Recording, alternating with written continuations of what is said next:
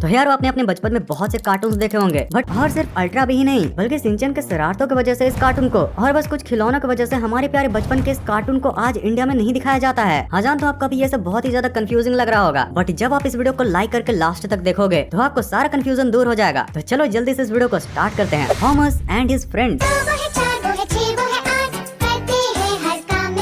तो यार जस्ट तुम इमेजिन करो कि तुम्हारा 9 बजे स्कूल है और जल्दी से तुम 7:30 बजे तक अपना सारा काम करके रेडी हो जाते हो एंड उसके बाद फिर चैनल लगाते हो पोगो और फिर वहाँ पर तुम्हें देखने के लिए मिलता है एक train show Thomas and his friends. अब अगर तुमने एक बार भी शो को देखा है तो तुम्हें ये जरूर से पता होगा कि इसमें थॉमस के साथ बहुत से ट्रेन्स होते हैं जो कि बहुत सारे पटरियों पर अपना डेली रूटीन वर्क करते रहते हैं। सारी ट्रेन्स के अलग अलग पर्सनैलिटीज होते हैं, लाइक कोई स्वीट होता है तो कोई बोल्ड, कुछ बहुत ही ज्यादा सीधे होते हैं तो कुछ बहुत ही जल्द। जाने से पहले इन्हीं ट्रेन्स की ट्रेन पंक्ति देखने में हमें बड़ा मजा आता था, लेकिन शो के बारे में इतना जानने के बाद भी आप में से बहुत कम ही लोग ये जानते होंगे कि थॉमस एंड फ्रेंड्स यूके के एक बहुत ही फेमस बुक सीरीज से इंस्पायर्ड होकर बनाया गया है, you know the railway series से, जिसको कि हमारे आजादी से 2 साल पहले ही बना दिया गया था। 1945 एंड हिज फ्रेंड्स के एनिमेशन को 1984 से बनाना स्टार्ट किया गया था। यार उस समय इसका नाम थॉमस द टैंक इंजन होता है, ना कि Thomas and his friends, but फिर भी इसका कॉन्सेप्ट लगभग वही था। 1984 में लॉन्च होने के बाद इसके तकरीबन 24 सीजन को निकाला गया और इंडिया में इसके इतने बढ़ते पॉपुलैरिटी को देखकर तो सीजन 22, 23 एंड 24 में थॉमस में जितने भी रेलवे ट्रैक्स होते हैं उनमें सबसे ज्यादा इंडिया का रेफरेंस दिया जाता है। अब यार अगर एक और पर्सपेक्टिव से देखा जाए तो इंडिया के इतने ज्यादा रेफरेंस होने के कारण ये भी हो सकता है कि दुनिया का ही सबसे बड़ा रेलवे सिस्टम हमारे इंडिया का ही है। लेकिन यार इंडिया में इतना ज्यादा पॉपुलर होने के बावजूद भी इसके कंपनी के ओनर्स की वजह से आज ये इंडिया में लगभग बंद ही हो चुका है। अब देखो 2011 तक हिट एंटरटेनमेंट जब तक थॉमस एंड फ्रेंड्स के एनिमेशन को बना रहा था तब तक तो लगभग इसके सारी चीजें सही चल रहे थे, लेकिन फिर जब 2011 में एक टॉय कंपनी मेटल ने इसे $680 मिलियन में खरीद लिया तो फिर वो इसके राइट्स को लेकर मोस्टली इसके खिलौने ही बना रहे थे। सैडली इसके एनिमेशन पर इतना भी ज्यादा ध्यान नहीं दिया जा रहा था जैसे कि पहले दिया जाता था। और जब बेचारे थॉमस का यह डाउनफॉल चल रहा था तो फिर मेटल टॉय कंपनी ने 2021 में एक और बड़ी गलती, उन्होंने लॉन्च कर दिया थॉमस एंड हिज फ्रेंड्स का एक रिबूट सीरीज जो कि उनके खिलौने बेचने के लिए सिर्फ बच्चों को ही टारगेट करके बनाया गया था। And hints Thomas and his friends के आज पहले वाले एनिमेशन लगभग खत्म हो चुके हैं। Ultra B. तो यार चलो हम बात करते हैं डोरेमोन के यूनिवर्स के सबसे छोटे मेंबर से, यस अल्ट्रा बी उर्फ यूबी के बारे में। वैसे तो इसको फुजिको ए फुजियो ने तब बनाया था जब वो डोरेमोन के मेन क्रिएटर फुजिको ए फुजियो से अलग हो चुके थे, बट अगर आप इसके story, art works and characters के बारे में जानते हो तो आप ये आसानी से जान सकते हो कि ये डोरेमोन यूनिवर्स का कैसे पार्ट है। तो अगर आपको याद होगा तो यूबी के फर्स्ट एपिसोड में ही हमें दिखाया जाता है कि कैसे यूबी दूसरे प्लेनेट से अर्थ पर खास करके मिचियो के घर पर आता है। अब देखो उसे मिचियो तो अपने घर में अपना लेता है और जहाँ तक बात रही उसके मम्मी और पापा की तो उन पर भी यूबी अपना ऐसा जादू करता है कि वो भी इसे अपना लेते हैं। और यूँ तो यूबी अपनी मम्मी की बहुत ही ज्यादा मदद करता है, लेकिन वहीं पर यूबी की वजह से उसके पापा काफी परेशान होते हैं। लेकिन एक minute, noodle eater noodle eater noodle eater noodle eater. अब यूँ तो इस नूडल ईटर को बहुत से फुजिको ए फुजियो के एनिमे में दिखाया गया है, लेकिन अल्ट्रा भी वो फाइनल एनिमे था जिसमें कि इनको एक मेन कैरेक्टर के तौर पर बताया गया था। और यारो AKFC भाई ने तो इसे कित्रेत्सु में भी ढूंढ लिया था। मतलब भाई कहाँ नहीं है ये। और भाई सिर्फ यही नहीं, इसमें तो सुनियो के जैसा टेढ़ा मुंह वाला ताकियो भी होता है और इसमें भी ये सस्ता सुनियो हमारे प्यारे क्यूट से अल्ट्रा बी को बहुत परेशानियां देता है। डोरेमोन ने ठीक इसकी बेइज्जती की थी, मोमो वाला।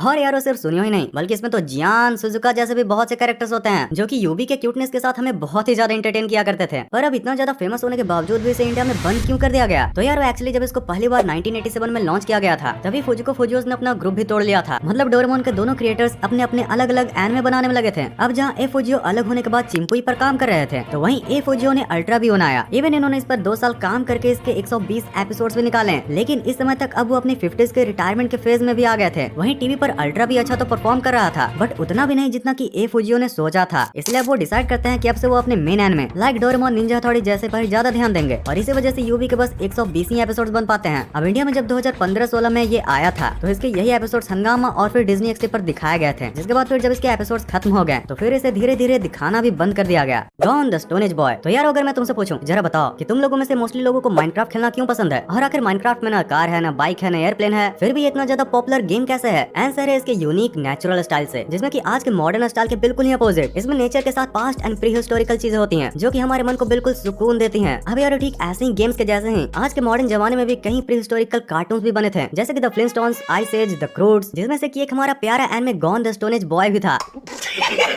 जो कि भाई पहले दोपहर में तो हंगामा पर दिखाया जाता था, बट फिर इसको डिज्नी एक्सडी में रात को शिफ्ट कर दिया गया था। यारो इसमें बेसिकली 5 कैरेक्टर्स होते हैं, गॉन, गॉन की क्रश पीको, गॉन का दोस्त तोते चैन और गॉन के मॉम और डैड। बेसिकली शो का सिंपल प्लॉट लाइन ये होता है कि इन 5 को खाने का जुगाड़ करने के लिए मेहमत का हंट करना होता है। अब ये सुनने में जितना आसान है उतना भी आसान नहीं था, क्योंकि भाई मेहमत होते थे बहुत बड़े बड़े और ऊपर से वो ऐसी आवाजें भी निकालते थे हाँ, जानता हूँ इनसे डर नहीं लगता, उल्टा और हंसी छुटती है, लेकिन ऐसे ऐसे डेली लाइफ के सिंपल चीजों को इस शो में बहुत ही फनी तरीके से दिखाया जाता था। यार इस पूरे शो में साइलेंट समर वाली आफ्टरनून की बहुत बढ़िया वाइब आती थी। यार गर्मियों में स्कूल से आने के बाद को देखने का तो मजा ही कुछ और था। पर इतना बढ़िया शो होने के बावजूद भी इसमें एक बहुत बड़ी प्रॉब्लम थी, और वो प्रॉब्लम 1974 से स्टार्ट हो गई थी, जब गॉन के पहली बार एनिमे को बनाया गया था। एक्चुअली बच्चों के शो होने के बावजूद भी सिंचन की तरह बहुत सी अनसेंसर्ड चीजें भी दिखा दिया करता था, और इसलिए यार 1974 से लेकर 1976 तक इसके जो गिने चुने 77 एपिसोड्स भी बने थे, उनमें से मात्र 39 एपिसोड को ही इंडिया में लॉन्च किया गया था, और वो भी बहुत से सेंसरशिप के बाद। अब देखो ये जितने भी पुराने एनिमे होते हैं ना, जो कि ऑलरेडी जापान में कुछ चल गए होते हैं, जब उनको खरीद कर इंडिया में लाया जाता है तो उनके प्रोड्यूसर यही सोचते हैं कि चलो ये तो हमें बाकी कार्टून के मुकाबले लो प्राइस में मिल गया, और अगर गलती से भी ये डोरेमोन या फिर निंजा हथौड़ी की तरह चल पड़ा तो ये हमें काफी अच्छा रिटर्न भी दे देगा। लेकिन फिर जब इन्हीं शोज में सेंसरशिप की प्रॉब्लम आने लगती है, और ऊपर से जब बच्चे उन्हें उतना ज्यादा देखते भी नहीं, तो एक अच्छा खासा कार्टून या फिर एनिमे होने के बावजूद भी अक्सर इन्हें 2-3 चैनल्स पर बदल कर आखिर में बंद ही कर दिया जाता है। लेकिन यारो जैसा कि मैंने तुम्हें बताया था, ये कार्टून साइलेंट समर वाली वाइब देती है तुम्हें भी। होपफुली शायद इस समर में ये फिर से एयर किया जाए। हाँ जानता हूँ चांसेस बहुत ही कम है, लेकिन भाई इस समर वेकेशन में कुछ भी हो सकता है। सॉफ्टवेयर अपडेट भी like.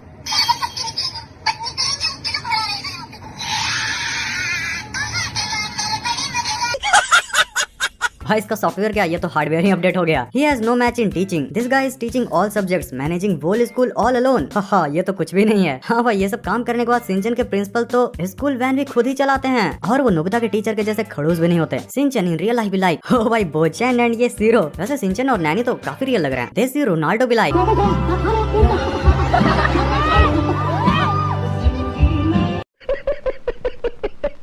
Bro I have best humour also bro भी लाइक। क्या है भाई?